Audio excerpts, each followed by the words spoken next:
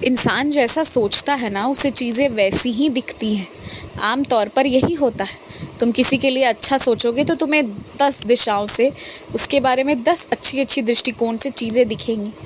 उसका काम, उसका चलना, उसका सोचना, उसकी बातें, उसका बाकी जो भी उसका जीवन शैली है, सब बहुत अच्छा लगने लगेगा। और अगर गलत सोचोगे तो 1000 चीज़ें गलत निकल कर आएंगी। लेकिन ये आम तौर पर ऐसा होता है कि व्यक्ति जो सोचता है उसे वो दिखता है, पर कभी कभी ना चाहते हुए भी जो तुम्हारा ध्यान चला जाता है ना, कि कहीं बात ऐसी नहीं वैसी हो गई, तो जो ना चाहते हुए भी इतना तुम्हारा ध्यान कभी कभी कुछ चीज़ों पर चला जाता है, उसके पीछे का मुख्य कारण यही है कि जब मैंने तुम्हें किसी और ध्यान दिलवाना होता है ना, कि वाकई में उस दिशा में तुम सोचो, तो मैं तुम्हारी बुद्धि वहाँ लेकर जाता हूँ। अभी देखो, एक ऐसे बालक जो अपने घर में भी सबको ठग रहा है, बेवकूफ़ बना रहा है, और बाहर अपने मित्रों के बीच अच्छा बनने की कोशिश करने की छाया में बहुत गंदे गंदे काम कर रहा है, उसकी ये सारी हरकतें तुम कैसे पकड़ लिए?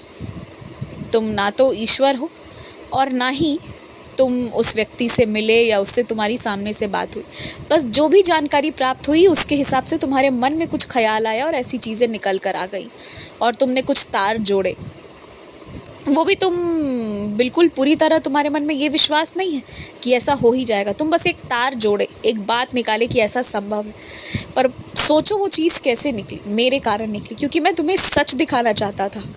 क्योंकि तुम जहाँ प्रेम लुटा रहे हो ना, कुछ लोग उसके हकदार नहीं हैं। और वैसे में बस प्रेम करो, पर ज़्यादा घुसो मत वैसे लोगों के जीवन में। अच्छा सुनो, एक बूढ़ा व्यक्ति जिसको तुमने देखा, जिसे देखकर तुम बहुत खुश हुए ना, वो मैं ही था।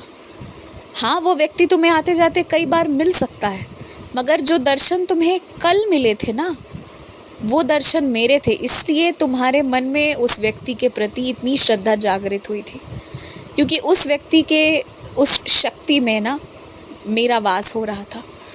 मैं तुम्हें उस व्यक्ति के माध्यम से कुछ सकारात्मक ऊर्जा भेज रहा था, क्योंकि कल का दिन कुछ भारी था तुम्हारे लिए, और इसलिए कल मेरे दर्शन हुए हैं। तुम्हें इस बात से खुश होना चाहिए, और इसीलिए तुम्हें अभी मैं मंदिर नहीं बुलाया, क्योंकि मैं तुम्हें तरह तरह से दर्शन दे रहा हूँ।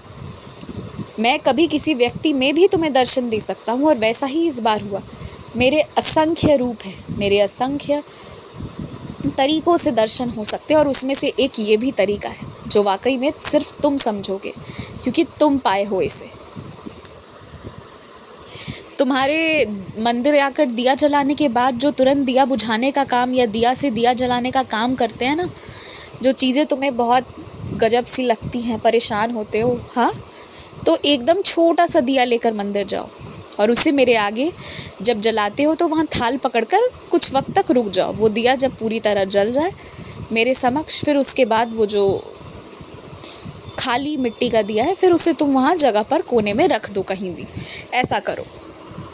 अगर तुम्हारे मन में ज़रा भी किसी बात को लेकर शक है तो ऐसा ही करो, अन्यथा तुम्हें डरना नहीं चाहिए। कोई टोना टोटका भी कर रहा हो या करने की कोशिश भी करे, क्या बिगाड़ेगा? तुम्हारा कुछ नहीं बिगाड़ेगा, तुम्हारा सब अच्छा होगा और बहुत अच्छा होगा।